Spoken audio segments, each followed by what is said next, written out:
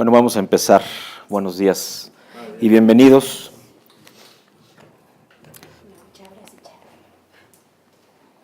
Sin ninguna duda que han sido semanas de muchísima bendición. La semana pasada, o antepasada, porque en realidad desde la semana antepasada el pastor Nielsen me había buscado para compartir, para que le permitiera estar con nosotros. Él tenía un mensaje muy claro. Los que estuvieron acá la semana pasada lo recibieron, aunque en su tiempo y en su momento, y esto fue una señal para mí, que Dios estaba hablando, ¿no? Y me pedía que le compartiera, que le instruyera de cuál era aquello que el Señor ponía en mi corazón que Él compartiera, y fue este mensaje del trono de la gracia, ¿no? Las primeras 13 asambleas, los primeros 13 domingos, los primeros 13 reuniones fueron del fundamento de lo que Reino de Dios es, y está en el blogspot reinodedios.com.mx, como lo saben, y lo publicamos todos los lunes, en algunas ocasiones los domingos de la tarde, pero bueno, todos los lunes.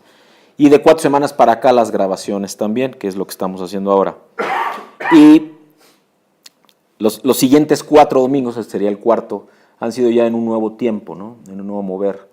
Habiendo establecido, habiendo compartido el Señor ese fundamento, ahora nos lleva a un asunto de ese fundamento que empieza a edificar.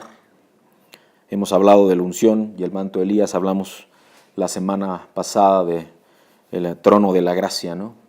Y esta semana el Señor pone un mensaje en mi corazón que se titula, y que ustedes lo verán una vez publicado, Posición, el precio de la gracia. Y sin ninguna duda que después de lo que hemos vivido en las últimas semanas, y concretamente en esta, ¿no? He discernido pues en mi corazón todo esto que ha venido pasando, seguramente en el corazón de ustedes también, ¿no? Por momentos del día y por días, diferentes sentires, ¿no? Y no necesariamente porque lo sienta yo, sino porque ustedes lo están viviendo. Así es como funciona, por decirlo de alguna manera, este tema de haber comunión y que ustedes estén en el manto de algo que Dios ha entregado a alguien, a un siervo de Dios, en este caso a este siervo. Y sin ninguna duda que ha habido muchas señales en la semana, presencia, ataques, no se espanten pues, porque Satanás no está contento por todo lo que está sucediendo, y que más que lo natural tiene que ver con lo espiritual. Y sé que esto ha traído en tu casa, en tu vida, en tu caminar, en tu sentir, ya está en tu pensar, ¿por qué no? Congoja, ¿no? Quizá tristeza, quizá reto, quizá un pensamiento tipo, ¿por qué me pasa a mí? ¿No? Y cosas por el estilo. Pero sin embargo, esto es parte o confirmación de aquello que Dios está moviendo. Nos compartió o nos ministró el pastor Nielsen la semana pasada, y compartía, lo leo tal cual lo recibí en mi corazón y lo registré. Decía: Dios exalta a quienes preparan a la novia. Dios exalta a los mardoqueos. Dios hará esto contigo y conmigo. Y ese es el llamado mío y por tanto el instrumento o el propósito de Dios para esta congregación y para estos ministerios Reino de Dios. Eso fue un poco lo que recogí, lo que escribí, lo que impactó mi corazón. Y nos decía que tenemos que trabajar en preparar y hermosear a la novia. Usaba el pastor Nielsen, Dios a través del pastor Nielsen, un versículo, una porción de la Biblia en Cantar de los Cantares. Porque la intimidad con Dios es la que capacita a preparar a la novia. Hablaba Dios. Y luego nos compartía el ejemplo en el libro de Esther. Esther fue preparada en ello, es decir, fue preparada como novia.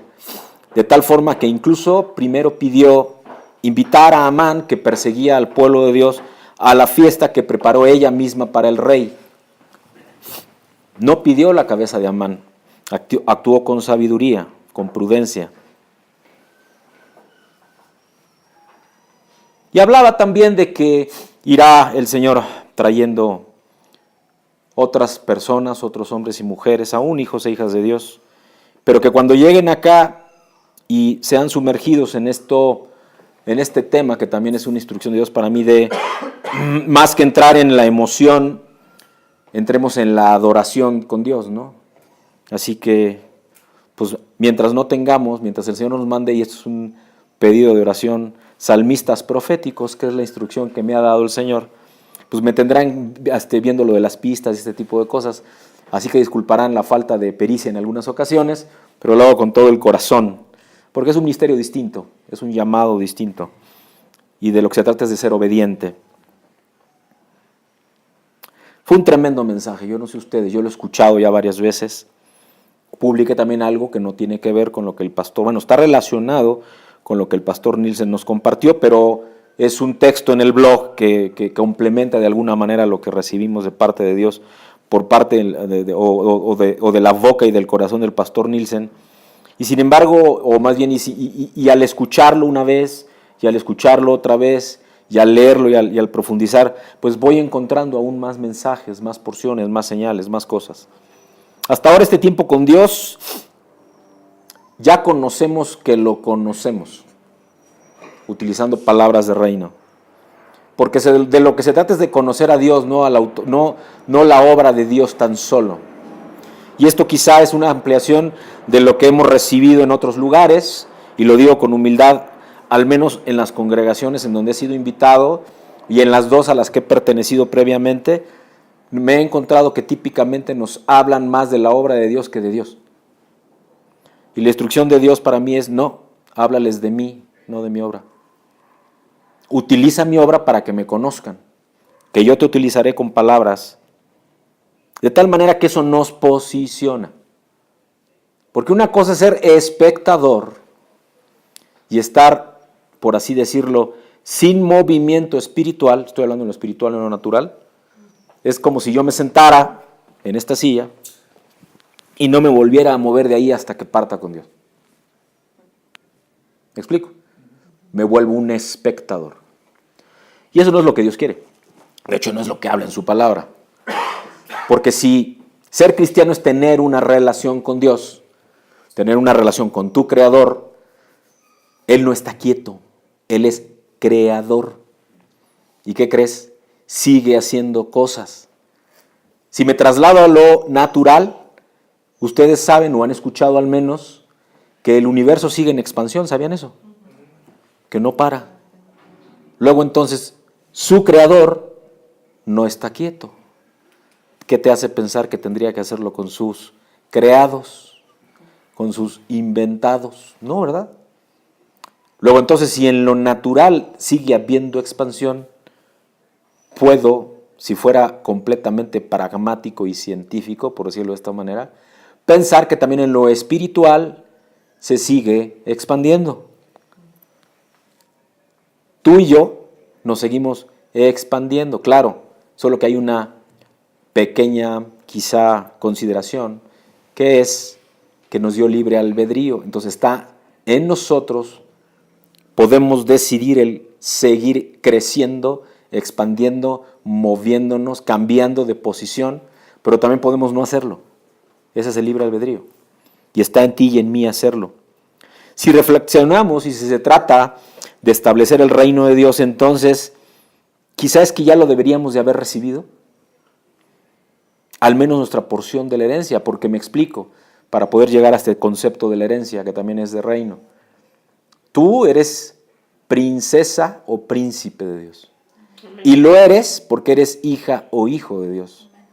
Y siendo hija o hijo de Dios, y Él es rey, tú eres príncipe o princesa. Luego entonces hay una herencia que recibir.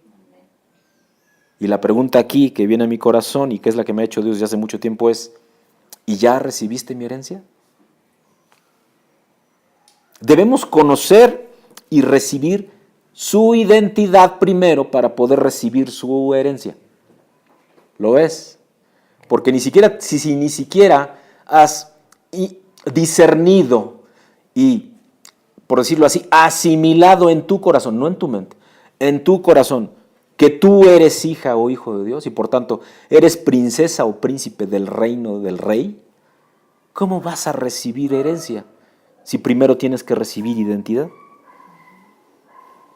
Y para poder recibir identidad, tienes que estar en posición de recibirla, ¿me explico? Voy a ser más claro, y esto también ya yo no lo compartí en una asamblea previa, un domingo anterior. Y es cómo ocurren hoy todavía en los reinos naturales la unción al rey en el salón del trono. Un rey que va a ser ungido como tal, primero tiene que estar posicionado en el lugar en donde lo van a ungir como rey. Y para poder estar posicionado, más bien como consecuencia de estar posicionado, recibe identidad real y entonces es coronado, recibe su herencia. Los reinos del hombre son una copia, o tratan más bien de ser una copia del reino de Dios. Así que funciona exactamente igual para el hombre.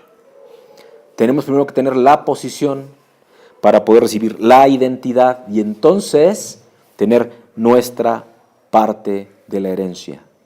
Amén. Amén. En Efesios 1, versículos 13 y 14, dice el Padre: en él también vosotros, después de escuchar el mensaje de la verdad, el evangelio de vuestra salvación, y habiendo creído, fuisteis sellados en él con el Espíritu Santo de la promesa, que nos es dado como garantía de nuestra herencia, con miras a la redención de la posesión adquirida por Dios, para alabanza de su gloria. Amén. Amén. Ahora escuchemos. Primero, posición. Está hablando claramente en el versículo 13, en la parte B del versículo 13, con el Espíritu Santo. Posición con el Espíritu Santo. Donde esté el Espíritu Santo, que es la parte B del versículo 13. En la parte A del versículo 13 habla de identidad. ¿Con quién me identifico? ¿A quién me parezco? Está hablando del Espíritu Santo, con Él, por medio del Espíritu Santo. Y finalmente, o en esta parte de reflexión, con herencia, en el versículo 14 de Efesios 1, 13 y 14, en el versículo 14 nos habla de herencia. El Espíritu Santo es nuestra garantía de recibir la herencia, versículo 14. Es más claro, es muy clara la palabra de Dios. Me han escuchado decir en otras asambleas, en domingos previos, que el Señor, que Dios, que Cristo, en realidad es muy simple. Nosotros somos los complicados. Le queremos meter tanta mente que obviamos que en realidad es muy sencillo. No hay que ni interpretar, digo que sí hay que hacerlo. El Señor nos ha dado cerebro y nos ha dado conocimiento de hombre, al menos entendimiento para diferenciar el vocablo del conocimiento de Dios, entendimiento humano. Pero luego lo complicamos tanto y le metemos tantas cosas encima que resulta que ahora la ciencia del hombre está por encima de la palabra de Dios, ¿no? Cuando es exactamente al revés. Así que no hay mucho que pensar. Está hablando de posición, está hablando de identidad y está hablando de herencia ahí en Efesios 1, 13 y 14. Ahora, ¿qué es mejor? ¿Cuál es el diseño de Dios? ¿Buscar dónde está el Espíritu Santo e ir a Él o que habite Él en mí? ¿Ves? Porque si tú estás buscando al Espíritu Santo, Él siempre está en movimiento. Te vas a pasar toda tu vida detrás de Él. No es que sea malo, ¿eh? Pero imagínate que en vez de tú andar buscando y detrás del Espíritu, por tanto detrás de Dios, permites que Él habite en ti. Entonces, a donde vayas, va Él. ¿Te das cuenta? Cambió completamente tu posición si tú haces eso. ¿Lo ves? Cambia completamente tu posición. Así que hay que discernir en el Espíritu. Ahora, ¿cuál es esa posición? Claro, ahí es donde está Dios y el Hijo. ¿Dónde están? Hablo en el Espíritu. ¿Dónde están? ¿Dónde dice la palabra de Dios en el Nuevo Testamento que está el Hijo? Sentado a la derecha del Padre. ¿Dónde es eso? ¿Dónde está el trono? ¿Dónde es eso? En el salón del trono, que es en donde se recibe, ¿qué? Identidad de reino.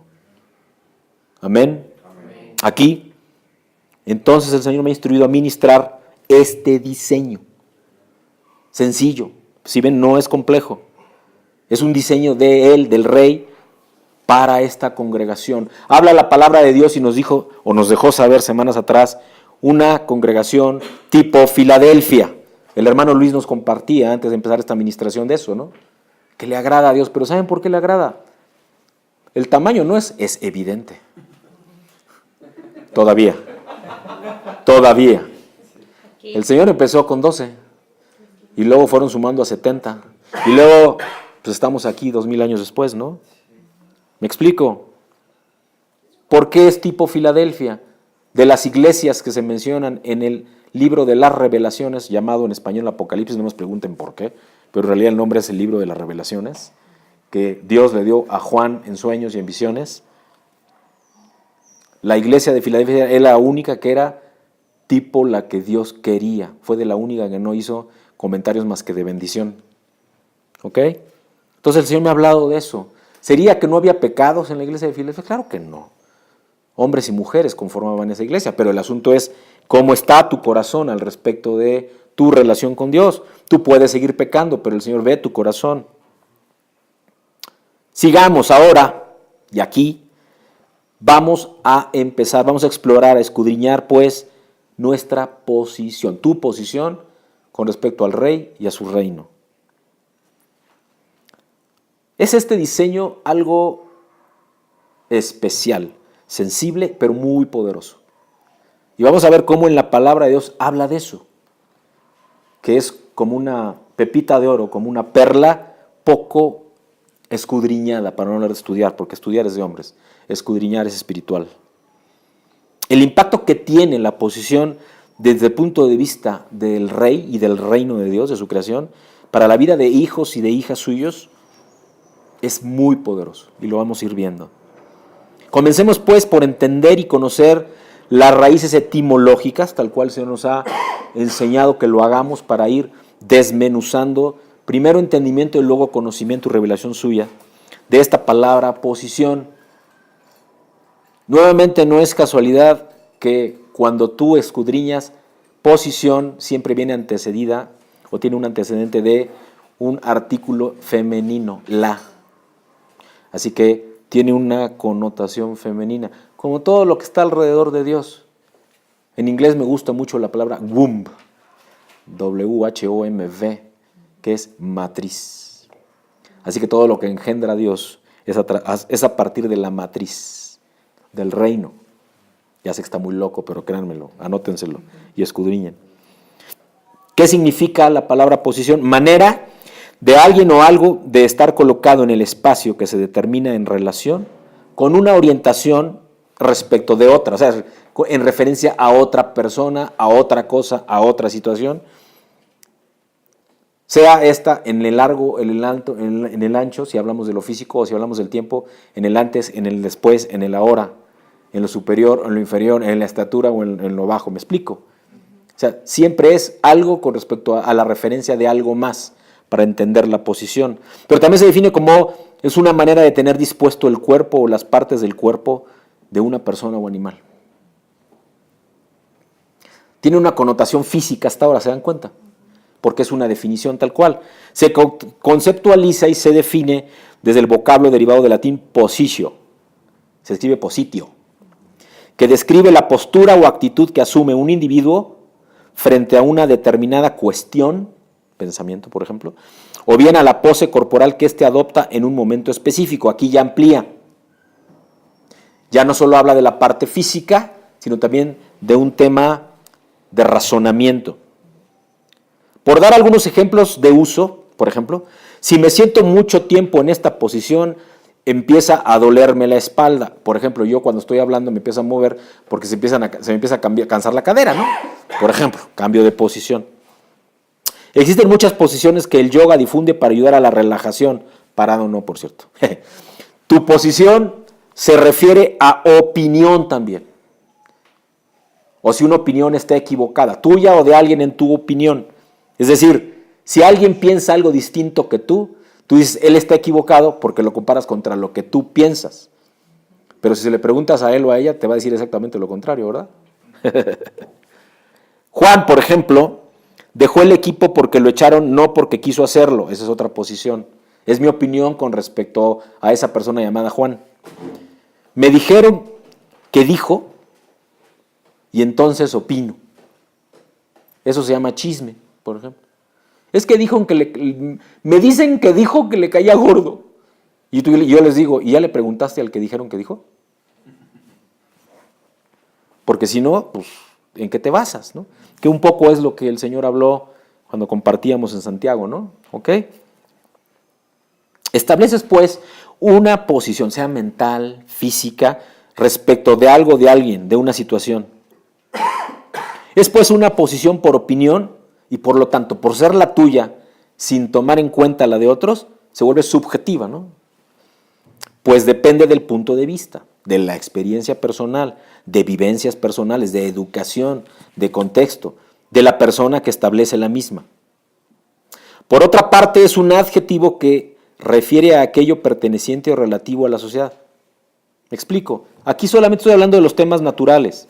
Por ejemplo, de la posición social, que hace referencia al estatus social.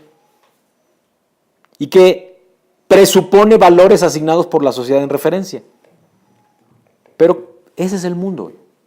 Ese es el mundo que Satanás todavía gobierna hoy. Un mundo que está lleno de temas materiales o referencias materiales, de referencias emocionales, de temas que tienen más que ver con valores morales, como por ejemplo lascivia, ¿no?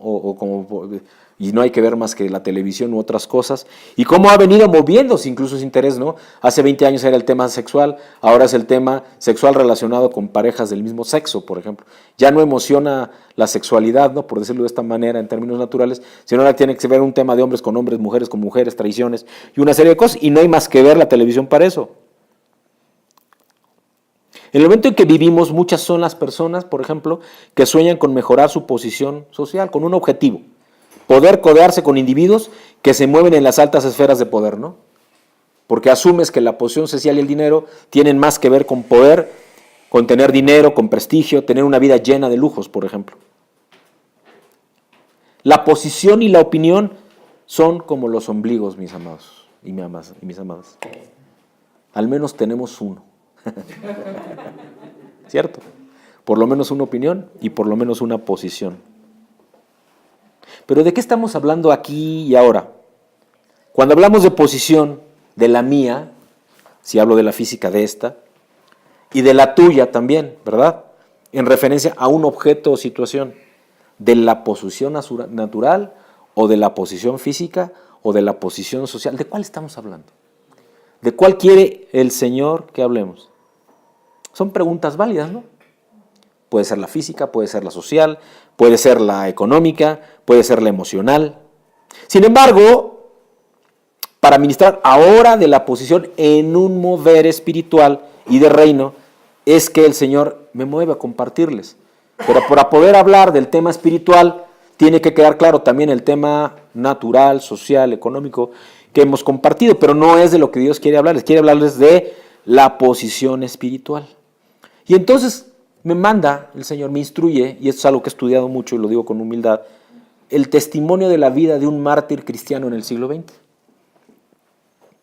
Su nombre, sin duda, y no hay más que buscarlo un poco en internet, y les van a aparecer muchas cosas, fueron escritas verdaderamente tatuadas en el pueblo cristiano. El nombre de él era Dietrich Bonhoeffer. Dietrich, con CH, Dietrich Bonhoeffer, con doble F, como suena, con una H después de Bonhoeffer, Dietrich Bonhoeffer. El 9 de abril de 1945, él murió. Pero ¿cómo murió? Que eso es lo importante. Y más importante de que cómo murió es cómo vivió Dietrich Bonhoeffer. Murió desnudo delante de celadores alemanes de la Berlín ya invadida por el ejército aliado, por Estados Unidos y por rusos también, por cierto, que entraron a Berlín, colgado en una horca porque nunca admitió que Hitler era su jefe y que era Cristo, su Señor. Y hasta el último momento en el patíbulo, hay una película que lo registra, le preguntaron: si tú en este momento admites que Hitler es tu jefe y no quien dices que es, te perdonamos. Y por supuesto no lo aceptó y lo colgaron. Fue el 9 de abril de 1945. Él era pastor y teólogo de la iglesia luterana, de la iglesia reformada en Alemania. Era un erudito, un hombre estudioso de la palabra y de muchas otras cosas, pero de la palabra de Dios. Alcanzó el nivel de doctorado a los 21 años. Escribió muchos libros, pero se le conoce más por cómo vivió que por lo que escribió. Aunque también les voy a hablar de uno que escribió. Yo te voy a platicar un poco, compartir.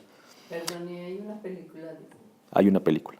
Cuando la Iglesia Católica guardó silencio, en Alemania estoy hablando, y las iglesias cristianas protestantes se mantuvieron al margen, promoviendo la neutralidad, ¿les suena conocido?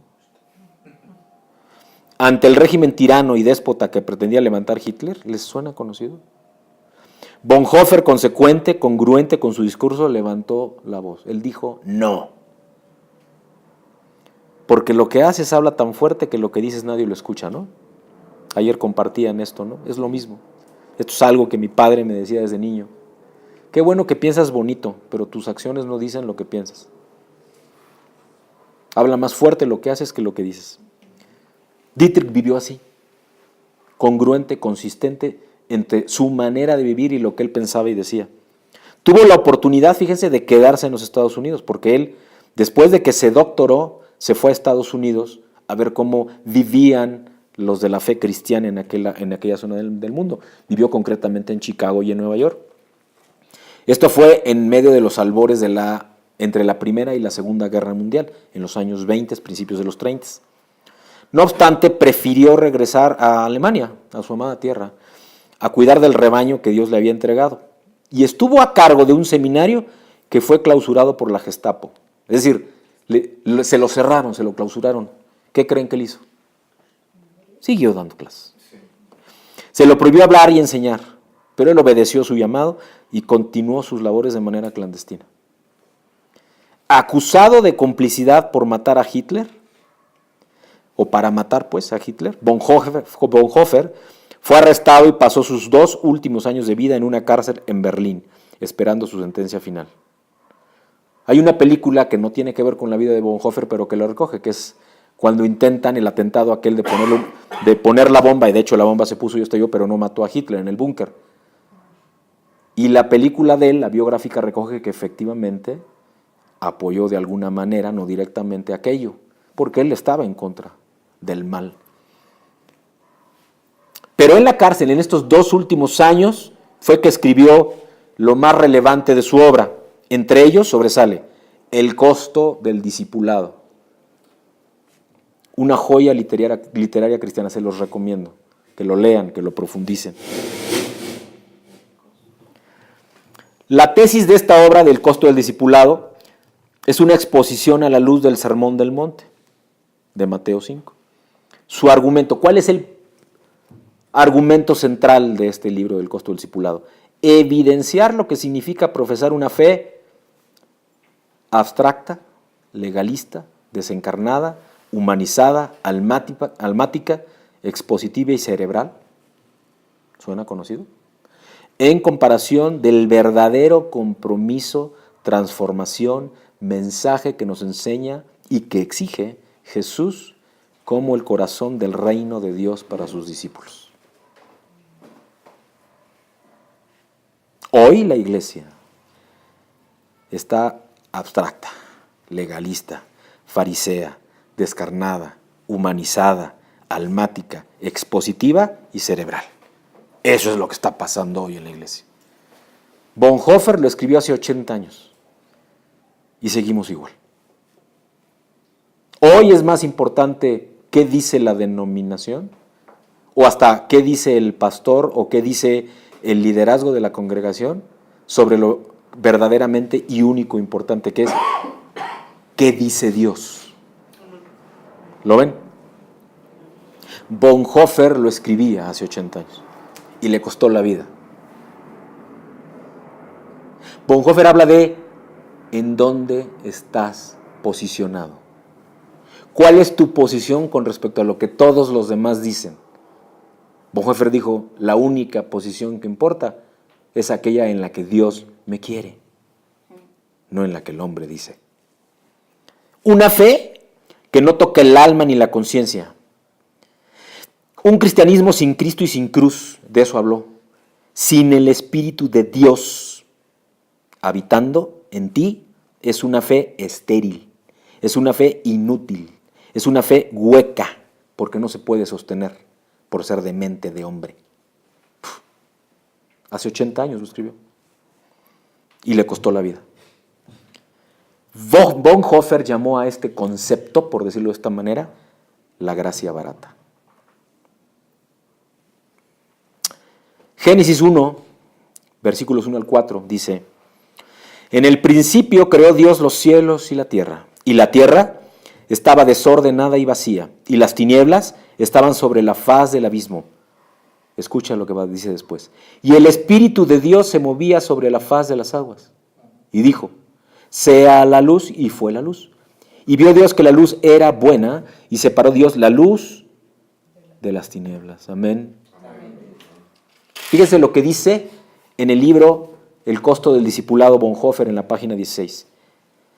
La gracia barata es la predicación del perdón sin requerir arrepentimiento. El bautismo sin la disciplina de la eclesia, con K, la asamblea. La comunión sin la confesión de pecado. La absolución sin la confesión personal de mi vileza. La gracia barata es la gracia sin discipulado, la gracia sin la cruz, la gracia sin Jesucristo vivo y encarnado. 80 años después estamos predicando gracia barata. Aquí no, y lo digo con humildad. Por eso hablo con esta claridad. Y sé que mucha gente que va a escuchar esto grabado o lo va a leer en el blog, se van a tirar a matar. Pero ¿saben qué? No me importa. Porque yo he hablado de lo que Dios me dice que hable y de sacudir conciencias, por lo menos, si no exhortación espiritual, para que entiendan que no pueden seguir hablando como hablan. Y diciendo que hablan de parte de Dios cuando están hablando desde su pensamiento para que no se les vacíe la congregación. Estaba en Génesis 1 el Espíritu. ¿Se dan cuenta cómo dice en el versículo 3 de Génesis 1? Perdón, en el versículo 2, parte B. ¿Y el Espíritu de Dios se movía sobre la faz de las aguas?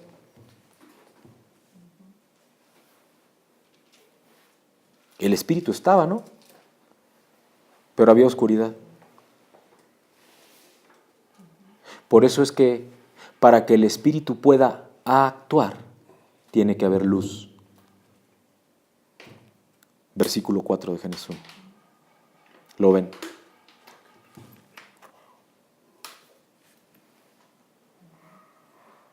Cuando tú llegas a Cristo, el Espíritu está contigo. Es como si caminara a tu alrededor, para que me entiendas. Pero eso no lo hace vivir en ti, ¿eh? Eso ocurrió hasta Hechos 2. Cuando habitó entonces ya en quienes lo recibieron. Bautismo del Espíritu. No lo digo yo, lo dice la palabra. Es más, lo dice Jesús en Juan 3. En verdad te digo que para que entres al reino tienes que ser bautizado de agua y de Espíritu. Lo dice Jesús mismo. Por eso es que en Génesis 1, aunque estaba el Espíritu y se movía, dice, sobre la faz de la tierra, no empezó a suceder nada hasta que no hubo luz. Hasta que habite en ti. Otra vez, posición.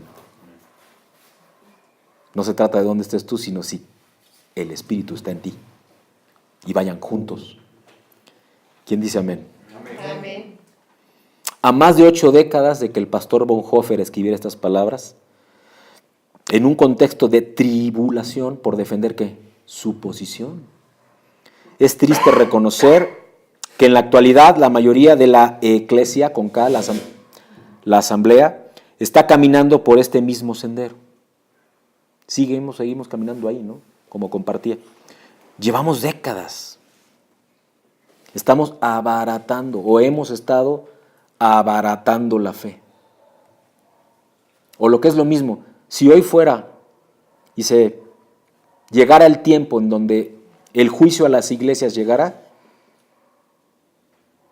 pues habría muy pocas iglesias como Filadelfia. ¿Me estoy explicando? Estamos abaratando la gracia. Estamos, por tanto, abaratando la herencia del trono de la gracia. Por eso no hay herencia. Por eso no hay reino establecido, porque sigue gobernando Satanás, este mundo. Mis amados y amadas, la fe se vuelve barata cuando se ofrece como producto de consumo. Como si lo pudieras comprar en el anaquel. Haz tu oración y ya está. Para satisfacer las masas que buscan mensaje acomodado a la realidad de sus deseos personales. El mensaje del domingo, en donde hay una exposición psicológica de tus problemas del día. Y te dan una receta de cocina para que tu vida mejore. ¿Lo ven? Llegas el domingo y si no escuchas lo que quieres escuchar, si no escuchas lo que quieres escuchar en el mensaje del predicador o del pastor, pues no regresas. O te sales, ¿no? Por lo menos ese domingo y ves si el siguiente, si hablan algo que esperas, ¿no? En la administración, que no la predica, y por eso les dije, aquí no se predica, se ministra lo que Dios instruye.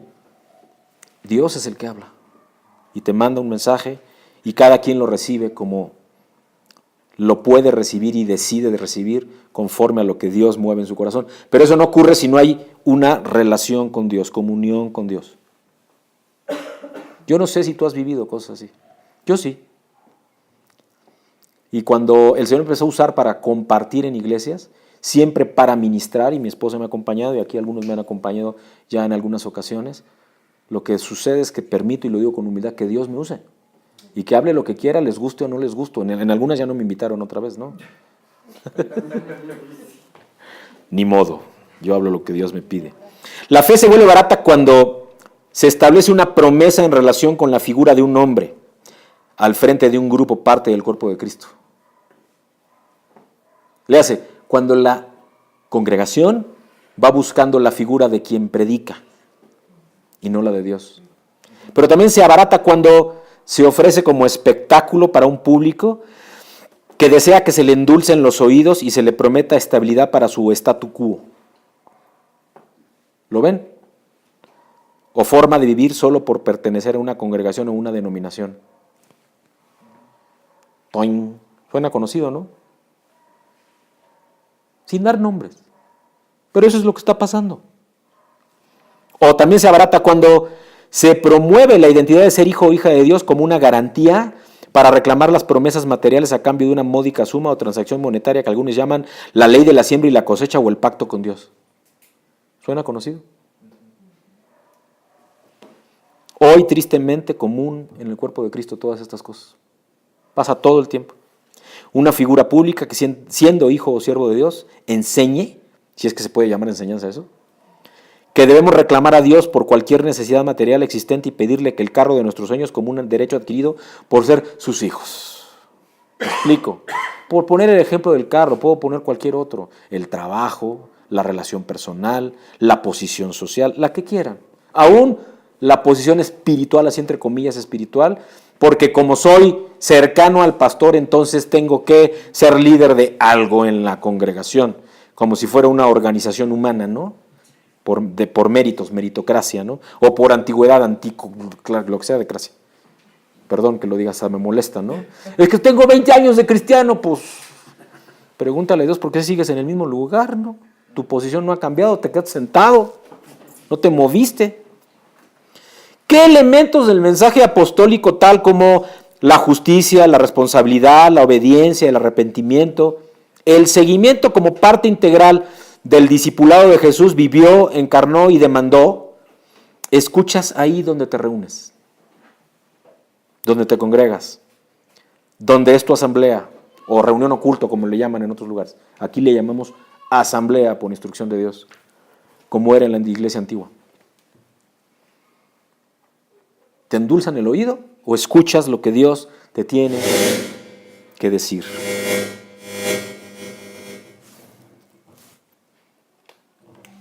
Cito a Bonhoeffer que dice: la gracia barata es el enemigo mortal de nuestra iglesia.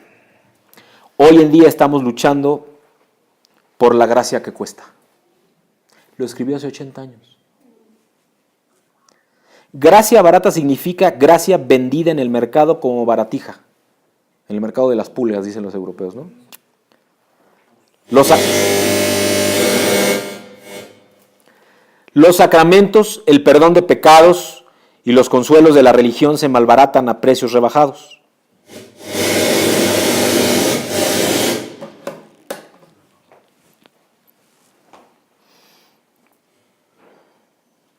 La gracia es representada como la inexhaustible tesorería de la Iglesia, de la cual hace llover bendiciones con manos generosas, sin hacer preguntas o fijar límites. Gracia sin precio, gracia sin costo. Porque la esencia de la gracia es que la cuenta ya fue pagada. Cristo la pagó en la cruz por ti y por mí. Y que por cuanto ha sido pagada, todo puede ser obtenido por nada. ¿Lo ves? Tú no vas a pagar un precio del perdón de pecados. Pero el costo en realidad fue infinito. Y sin embargo, las posibilidades de usarla y gastarla también son infinitas. Porque, ¿qué sería la gracia si fuera barata? ¿Me explico? Dicen, por gracia de Dios. Gracia barata significa gracia como una doctrina, por ejemplo. Un principio, un sistema. ¿Lo ves? Estás abaratando la gracia. Porque en palabras humanas y metodología quieres explicar el regalo eterno e inmedible e inconmensurable de Dios. Eso no es gracia. Eso es exposición y razonamiento humano. La iglesia que tiene la doctrina correcta, entonces, es la de la gracia. Porque ellos dicen que tienen la doctrina correcta. ¿Se supone que eso sea gracia? Por ejemplo, el mundo haya una cubierta barata para sus pecados. No se requiere ningún arrepentimiento genuino y mucho menos un anhelo real, un anhelo santo de ser libre del pecado. Y se vuelven fórmulas verbales, ¿no? O posicionamiento dominical. O entre semana en el discipulado y en el estudio. Hasta acabas dando clases quizá, ¿no? La gracia barata, por lo tanto, se reduce a una negación de la palabra viva de Dios. De hecho, una negación de la encarnación de la palabra misma. ¿En quién? Pues en el Hijo o Hija de Dios. En el verdadero Hijo o Hija de Dios. Gracia barata significa la justificación del pecado sin la justificación del pecador. Ups. ¿Lo ven? Porque el que se justifica es el Hijo o Hija de Dios. ¿Quién lo justifica? El sacrificio de Cristo en esa cruz. Porque si no, van con lo mismo. Y en vez de ir a los domingos a la, ¿cómo le llaman? A la, pues ahí a donde la iglesia tradicional en este país. Es que no quiero juzgar. Porque yo conozco cristianos que son más cristianos entre los católicos que entre el pueblo de Dios. Porque ya creen en Cristo y porque caminan con Cristo. ¿Me explico? Porque el cristianismo no es un tema de edificios ni apellidos. El cristianismo es en tu corazón y cómo vives. El mundo continúa en el mismo viejo camino y nosotros todavía somos pecadores aún en la mejor vida, como dijo Martín Lutero hace 500 años. Bueno, entonces el cristiano vive como el resto del mundo. ¿Tu vida cómo es? ¿Cómo es la vida de los hijos o hijas de Dios? Y no para juzgar, sino para que observes tu posición con respecto a los demás, aunque sean hijos de Dios o hijas de Dios. Los estándares y los modelos son con respecto a lo que el mundo dice, con respecto a lo que un pastor dice, con lo que respecto a lo que una denominación dice, o con respecto a lo que Dios dice. Y es una herejía. La semana pasada el pastor nos decía los males de este tiempo, la herejía, la apostasía, por ejemplo, ¿no? Todo aquello que hace abaratar la gracia. Porque hay emocionalistas, ¿no? Que si no hay una, en palabras de chavos, una adoración chida, se la rifó. Dios, gloria a Dios. No, el salmista, por favor. ¿Tú crees que eso le agrada a Dios?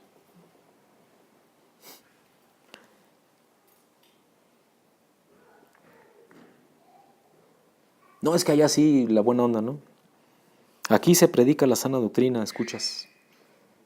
¿Verdaderamente es eso lo que Dios está buscando? Yo clamo al Señor, ¿sabes?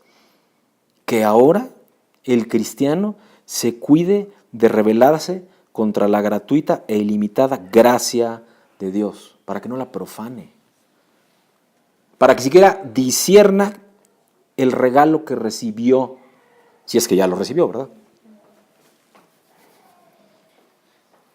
Que no se intente erigir una nueva religión de la letra. Es muy común escuchar, si quieres conocer a Dios, estudia su palabra. Y no digo que no, pero déjenme más allá, no. Si quieres conocer a Dios, búscalo. Ora, clama, que te hable y luego sí, te va a confirmar en su palabra. Pero, ¿quieres conocer su obra o lo quieres conocer a Él?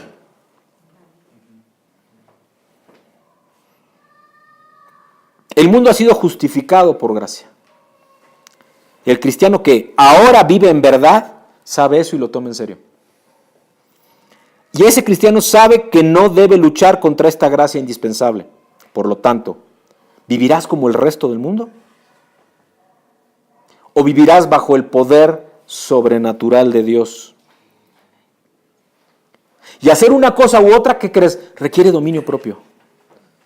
Porque puedes acabar queriendo hacer lo que tú quieres y no lo que Dios te pide que hagas.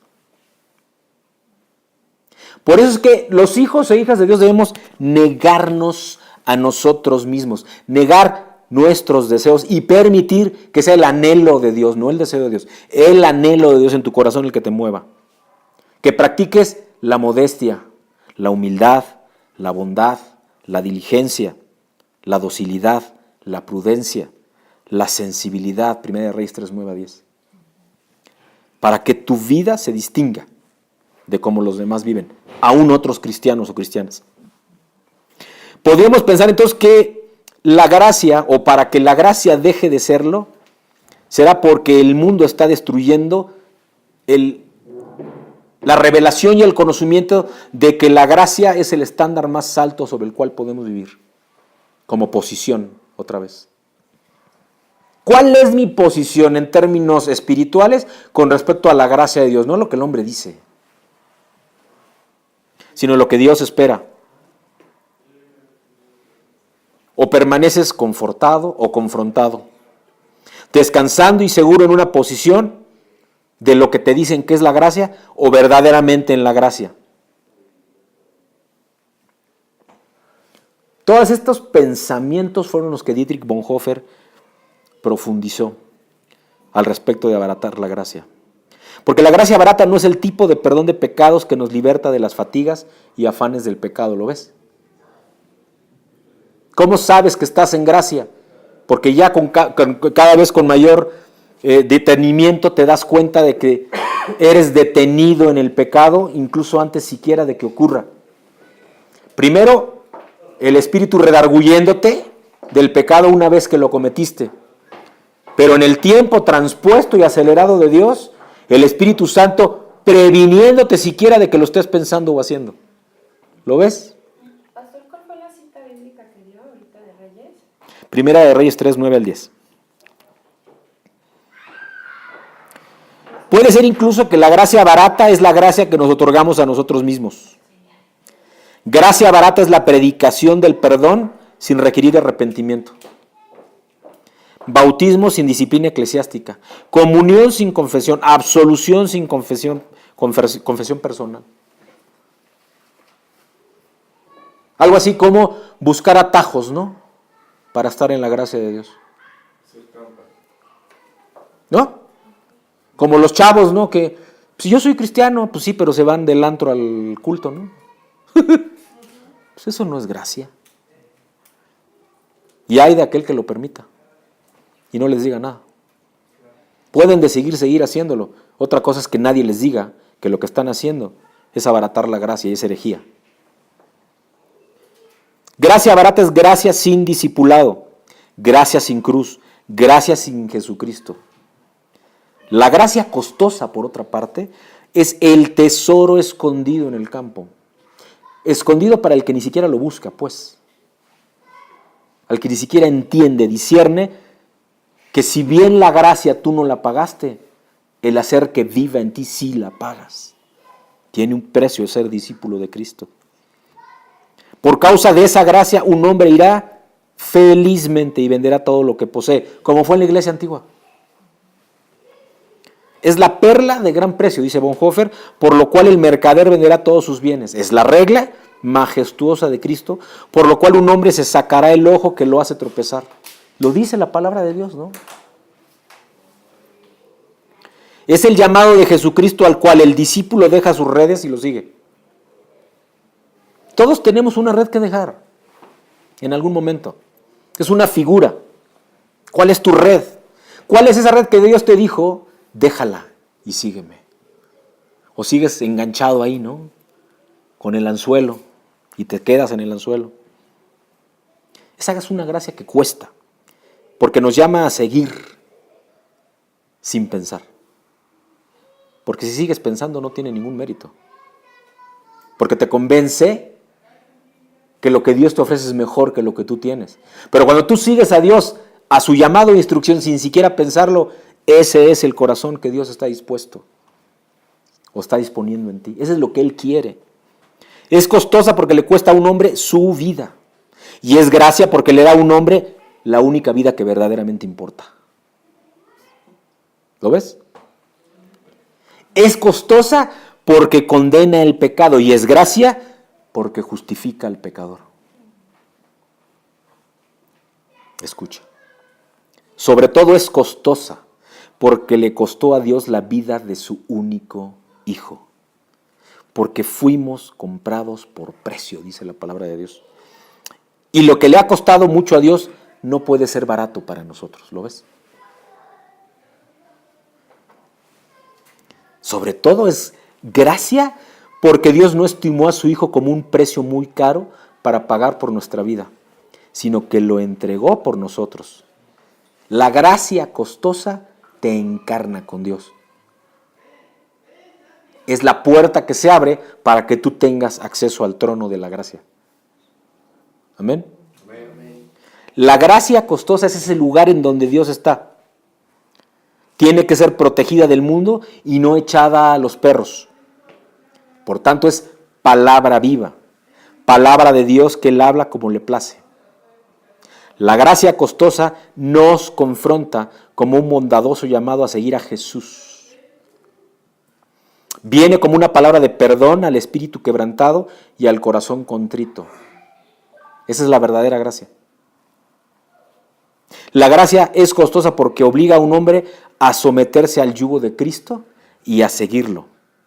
Es gracia porque Jesús mismo dice, mi yugo es fácil y ligera mi carga. En Marcos 1:17 y en Juan 21:22 se refieren 2 ocasiones por separado a Pedro, hablando Jesús, que le dice, sígueme. En Marcos 1:17 fue la primera palabra que le dijo a Pedro. Y en Juan 21:22 fue la última vez que se lo dijo a Pedro. Principio y fin del discipulado con Cristo vivo. Sigue vivo pues, pero naturalmente. Y hubo toda una vida entre esos 2 llamados. Uno era el Pedro de sígueme en Marcos 1:17 y otro era el Pedro de sígueme en Juan 21 y 22. Un Pedro que ya había negado 3 veces a Jesús. Un Pedro renovado. Y un Pedro que ya habiendo ocurrido su sacrificio en la cruz, caminaba en gracia con su Creador. Amén. Amén. Y entre esos 2 llamados hubo toda una vida de discipulado, de caminar. Y fueron 3 años. Y sin embargo, fue toda una vida.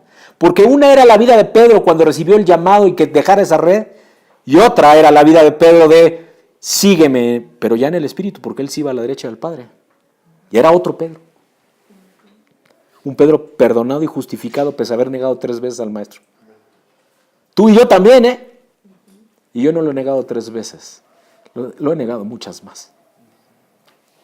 No puedo decir que ahora, para la gloria de Dios, pero antes de caminar con Él y estar con la convicción de hacerlo, lo negué con mis actos muchísimas veces.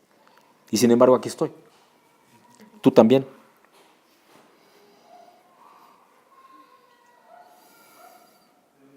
En cada ocasión es la misma gracia de Cristo la que le dijo a Pedro, sígueme. Se revela a sí mismo a Pedro en una confesión del Hijo de Dios.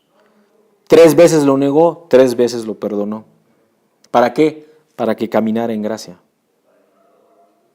¿Lo ven? No 1, 3. Y lo digo conmigo, más. Y aún así, ahí está la gracia. Será por eso que, en palabras naturales, me enoja tanto cuando no se habla de Cristo y de su reino y de su sacrificio. Y si quiere hacer obra de Dios, obra de hombre como si fuera obra de Dios. Porque entonces estamos blasfemando y estamos haciendo herejía y estamos minimizando ese sacrificio y esa gracia en esa cruz. Sin embargo, cuando Pedro, por ejemplo, confiesa, porque reconoce esa negación, apenas ocurrió la tercera, él sabía que había blasfemado y que había traicionado a su maestro. Y sin embargo, aún así, Cristo le vuelve a dar una oportunidad. Y todas las que necesitara Pedro, para ser quien realmente es. Y digo es porque aunque está allá en el reino con el Padre, Él está vivo, Él está gozándose con su Señor y además cumplió el cometido después de que recibió esa gracia. Había recibido la gracia costosa, no la barata. Y finalmente lo había entendido. Sin embargo, a partir de ahí, esa primera roca, la iglesia se extendió, se expandió, pero le pasó algo. Se secularizó. Y eso ocurrió en el siglo III. Constantino I decide recuperar Roma, además de tener a Constantinopla como sede del Imperio Romano. Y la manera en cómo lo hace, la historia lo describe, lo documentó, se asoció con los cristianos que entonces eran mayoría en Roma, 3 siglos después. Y la manera en cómo lo hizo les contó la visión de que había visto una cruz, la luz de Cristo en esa cruz, y les había dicho que se juntara con los cristianos. Conquista Roma, efectivamente. Recupera Roma.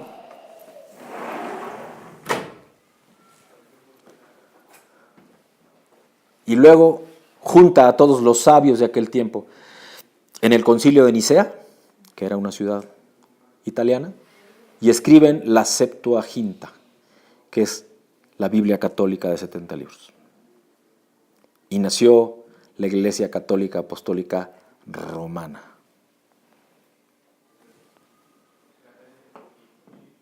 Abarató la gracia y le puso un órgano de gobierno de hombre. ¿Lo ven? El Vaticano, hasta la fecha. Eso es historia. Reflexionemos.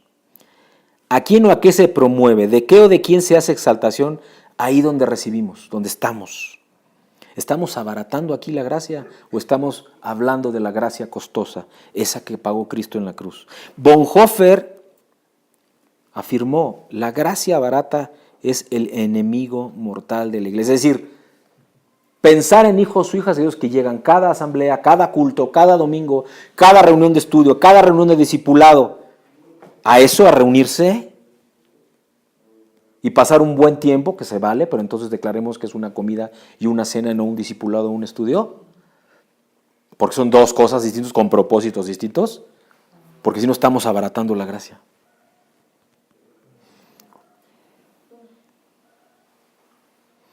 Recientemente hubo un congreso el año pasado, en el 2014 en Sudáfrica, que se llamó Lausana III, fue de puros cristianos, y declaraba uno de los ponentes, no podemos utilizar la opción de comprar la gracia de Dios, y esto es lo que hace el Evangelio de la Prosperidad, comentaba.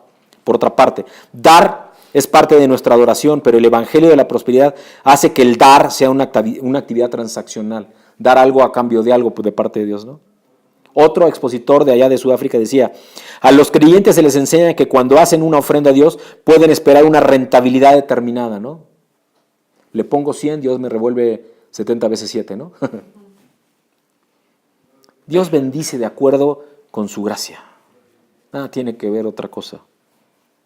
No podemos permanecer callados. No al respecto de la persona o el hijo o hija de Dios, pero sí al respecto de lo que se está declarando. Lucas 37 y 38 decía, no juzguéis y no seréis juzgados. No condenéis y no seréis condenados. Perdonad y seréis perdonados. Dad y se os dará. Y esta es la promesa más preciosa. Ahí en versículo 38 de Lucas 6. Medida buena, apretada, remecida, rebosante, darán en vuestro regazo, porque con la misma medida que medís, os volverán a medir. Tú no juzgues al ser humano, tú no juzgas al hijo o hija de Dios, pero no puedes permitir cuando no se habla de la gracia de Dios. En 1 Corintios 2, versículos 14 al 16 dice la palabra de Dios, el hombre natural no percibe las cosas que son del Espíritu, porque para él son locura. Y no las puede entender porque se han de discernir espiritualmente. En cambio, el espiritual juzga todas las cosas, pero él no es juzgado de nadie. Porque ¿quién conoció la mente del Señor? ¿Quién le instruirá? Mas nosotros tenemos la mente de Cristo. Amén. ¿Qué te está diciendo Dios hoy? ¿Qué te está diciendo Jesús mismo hoy? Que la mente de Cristo no juzga a las personas, pero sí las situaciones. Y tú también, y yo también. ¿Cuál es la mayor necesidad en este tiempo del cuerpo de Cristo? Discernimiento espiritual. Porque todo lo razonan y no lo disciernen con Cristo mismo y el Padre viviendo en el corazón por medio del Espíritu Santo. ¿Lo ves? Dios es simple. Necesitamos saber que una iglesia donde se toleran vidas sin santidad o en donde se abarata la gracia, no es una iglesia conforme a la voluntad de Dios, por grande que sea. Y cuando hablo de grande, hablo de metros cuadrados y número de personas. La grandeza de una eclesia con doble K o asamblea del cuerpo de Cristo está en la grandeza de la madurez espiritual y de la gracia costosa que se vive ahí. Hay miles de seguidores que están yendo a beber del agua turbia y no del río del Espíritu. Que se están yendo con la emoción o con el razonamiento humano en una iglesia almática y expositiva, en vez de estar en un lugar en donde la palabra de Dios viva y su gracia costosa sea la que se ministre, que no predique. Es más preocupante aún que ese es el legado que le estamos dejando a las próximas generaciones. Jóvenes, jóvenes, jóvenes, no porque nos hayamos viejos acá, ¿verdad? Yo estoy viejo. Pero hablo de 30 bajos o 20 altos. 2, 3. Esto debe estar lleno y llenaremos salones con jóvenes. Porque si ellos reciben esta herencia de la gracia costosa, entonces estaremos hablando de establecer el reino y preparar a la novia. Amén. ¿Para qué hablar de Cristo regresa si la novia no está lista? Es más, no sabe que tiene que prepararse. Es más, ni siquiera conocen a Dios porque no tienen una relación con Dios.